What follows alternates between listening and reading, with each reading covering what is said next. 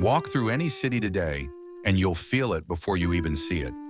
There's a strange, heavy shift in the air that's hard to name, but impossible to ignore. The softness that once surrounded everyday life is fading. Skirts have quietly disappeared. Dresses that were once normal, casual, effortless, have turned into something rare, almost symbolic. Warm pastel colors have been replaced with blacks, grays, oversized jackets, cargo pants, and hard edges. A lot of women don't look like they're going to work, to study, or to meet friends. They look like they're on their way to a battlefield. Some walk fast with headphones in, eyes straight ahead, expression locked in permanent defense mode, bodies covered, curves hidden, hair tied back or cut sharp, aesthetics chosen less to express beauty and more to send a message. Don't come near me. Don't read me. Don't expect softness from me. And yet, every now and then, a different kind of figure appears. A woman in a simple sundress, light fabric, gentle color, hair moving with the wind, a natural smile, a softness that doesn't apologize for existing. And when she walks by, the reaction from the environment is almost surreal. People look twice, men notice, women notice. Not because she's extreme, but because she's become unusual. Femininity, something that used to be everywhere, now feels like a rare event.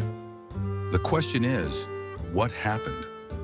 This didn't start with fabric and fashion. It started with fear, with programming, with years of messages stacked quietly on top of each other until they reshaped how women see themselves in each other. A lot of modern women are not rejecting femininity because they don't like it. They're rejecting it because they don't feel safe with it. Softness requires safety. Femininity requires room to breathe. Vulnerability requires trust. And many women grew up in a world that gave them the opposite. From a young age, they were flooded with warnings. Don't trust too easily. Don't be naive. Don't let a man think you need him. Don't be too pretty. That's vain. Don't be too soft. That's weak. Don't be too feminine. That's regressive.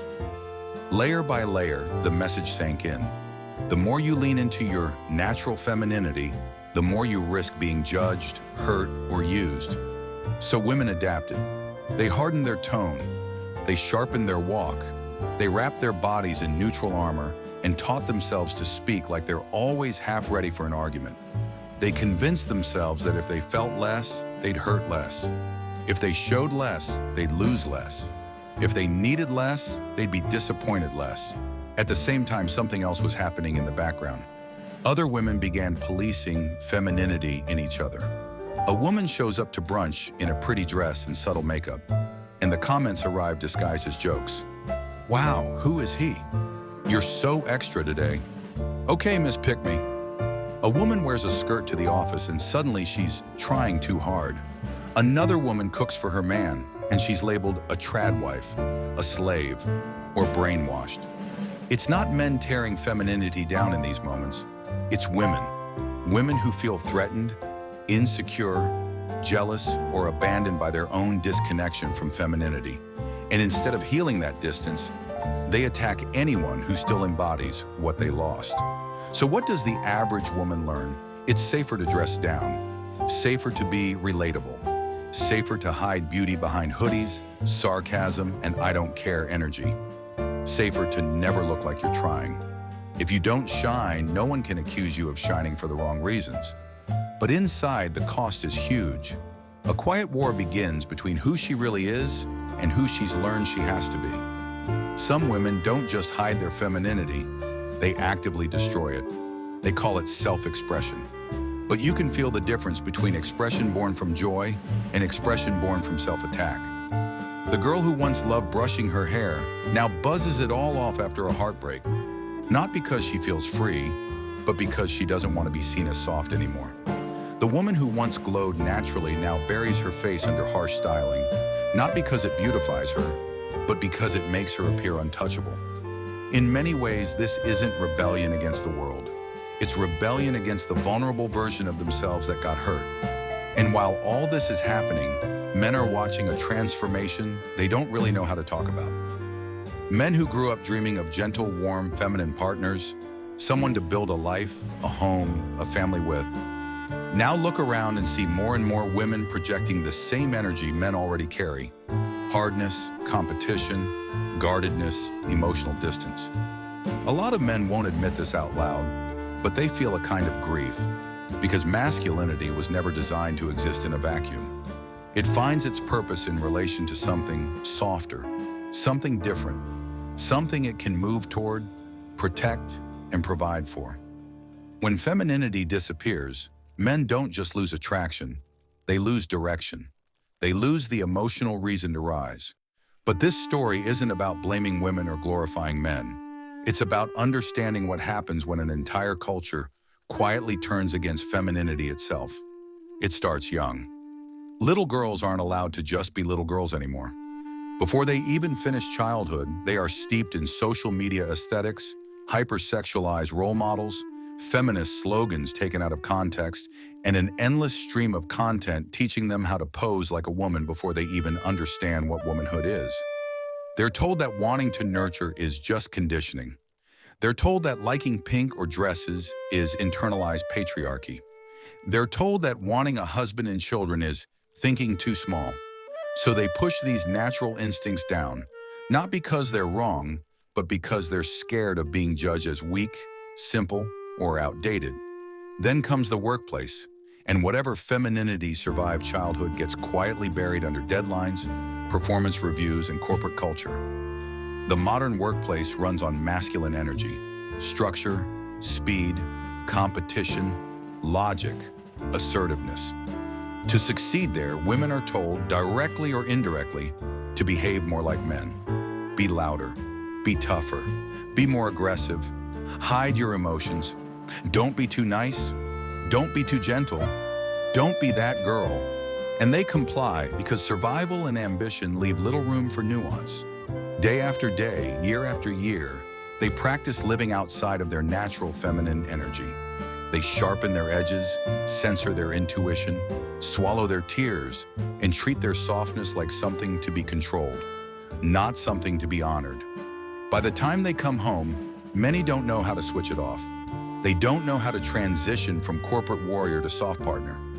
They stay in fight mode, even in love. And this is where modern relationships start collapsing. Masculine men and hardened women clash. Softened men and hardened women disappoint each other. Two people, both exhausted, both guarded, both feeling unseen, try to create connection without polarity and wonder why it feels dead on arrival. Meanwhile, the system benefits. A woman anchored in her femininity is hard to manipulate. She knows what she values, she knows what matters, and she is less likely to numb herself with endless trends, products, distractions, and meaningless dopamine hits.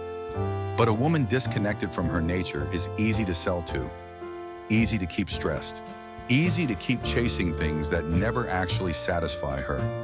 So the world gives her slogans instead of wisdom, therapy language instead of healing, fast fashion instead of lasting identity, and endless "you go girl" content that never asks her a deeper question. Are you actually happy like this? Do you feel like yourself? Do you feel like a woman, or do you feel like an actor playing an armor-plated role? Underneath all the noise, a simple truth is hiding. Femininity didn't vanish by accident. It was slowly, quietly discouraged, mocked, punished, and replaced with survival strategies dressed up as empowerment. At the same time, something else was happening in the dating world. Dating apps turned the search for love into a digital marketplace. And in that marketplace, a strange inversion took place. Women started advertising the things they were taught men should care about, instead of the things men are actually wired to bond with. Profiles filled up with job titles, degrees, travel photos, gym selfies, long lists of standards, boundaries, and warnings. Don't waste my time. I don't need anyone. If you can't handle me at my worst, you don't deserve me at my best. It's all armor language. It's all preemptive defense. What's missing is warmth, softness, joy, kindness, a sense of peace.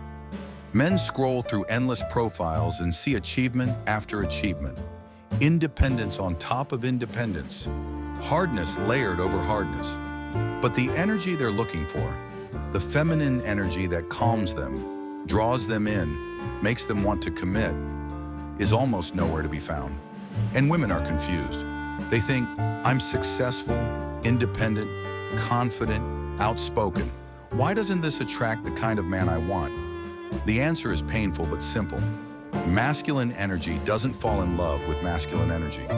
It respects it, it might sleep with it, but it doesn't feel called to build a life with it. Masculine energy wants balance. It seeks complement, not competition. It wants to feel trusted, not rivaled. It wants to feel needed, not tolerated.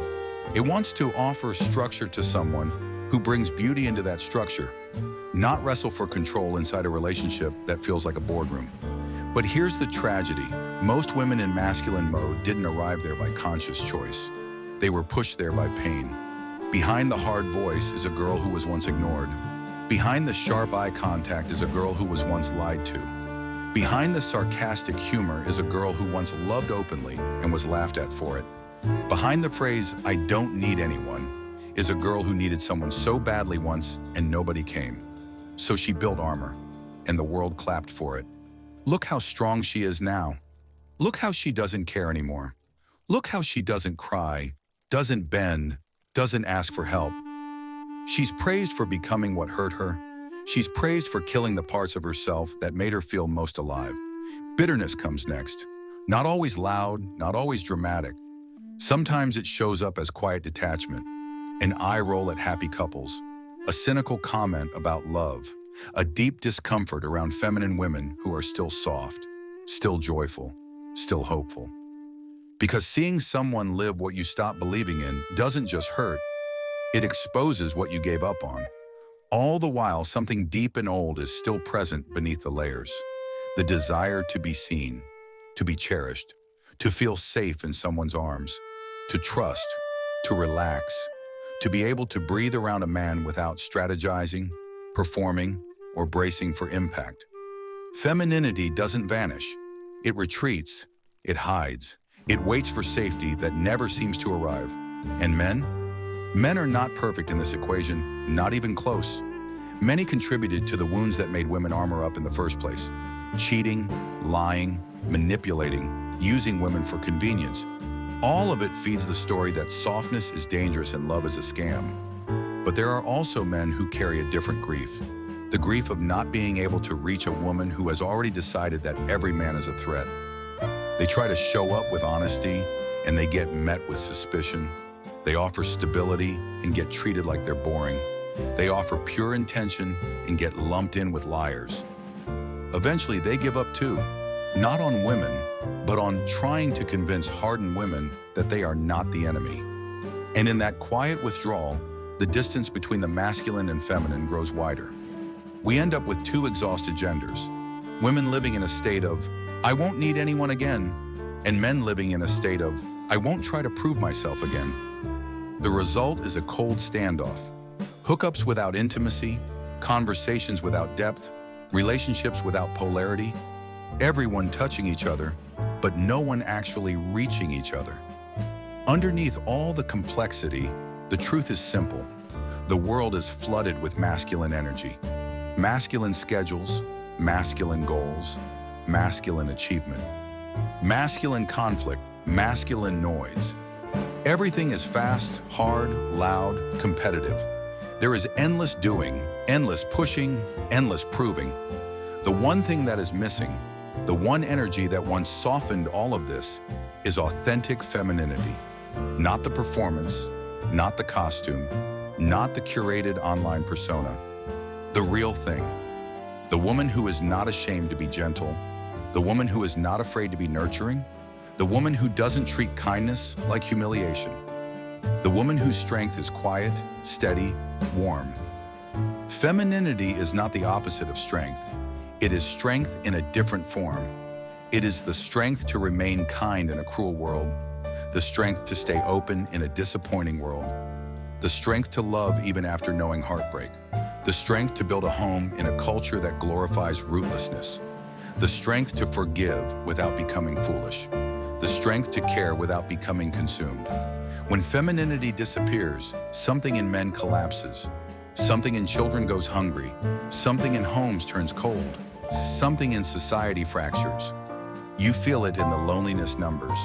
You feel it in the declining birth rates. You feel it in the hookup culture exhaustion. You feel it in the way people talk about love as if it's a scam instead of a human need. And yet, despite all of this, the path back isn't complicated. It doesn't start with politics. It doesn't start with lectures. It doesn't start with shaming women or romanticizing the past. It starts with one woman at a time asking herself an honest question. Am I truly happy living this way, or am I just coping well? Do I feel like myself, or do I feel like a version of me the world rewarded? If I turn the volume down on everyone else's expectations, would I live like this, dress like this, love like this, speak like this? It starts with a simple permission to be a woman again, not a soldier, not a brand, not a performance, a woman.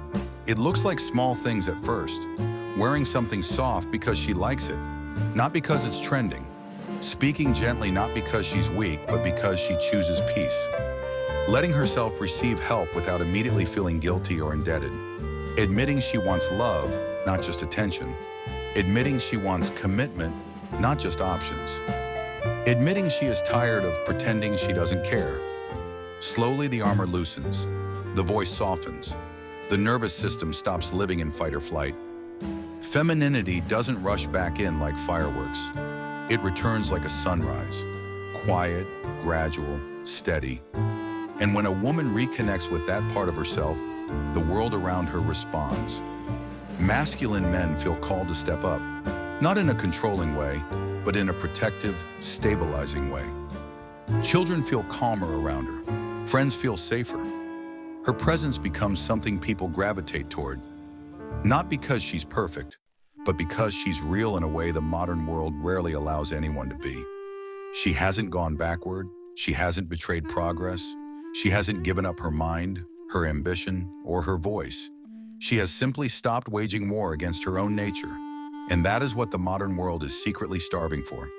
Women who are no longer at war with themselves. Because when a woman is at peace with her femininity, she becomes a living invitation for men to rise into healthier masculinity, for children to grow in emotional safety, and for society to remember balance again. The truth is, femininity was never the enemy. It was never the problem to be solved. It was never the weakness holding humanity back. The real problem was always the same: environments that abused it, men who exploited it, systems that undervalued it, and cultures that failed to protect it. So women did the only thing that made sense in a painful world. They hid it. They buried it. They locked it away. They told themselves they didn't need it. But deep down, every time they see a woman who is soft without being weak, kind without being naive, feminine without being ashamed, something inside them stirs. A mix of envy, admiration, and longing. A quiet voice that whispers, "I remember being like that. I wish I could be like that again." This message is not here to judge you. It's here to remind you. To remind you that the part of you that loved beauty, warmth, softness, and romance was not foolish.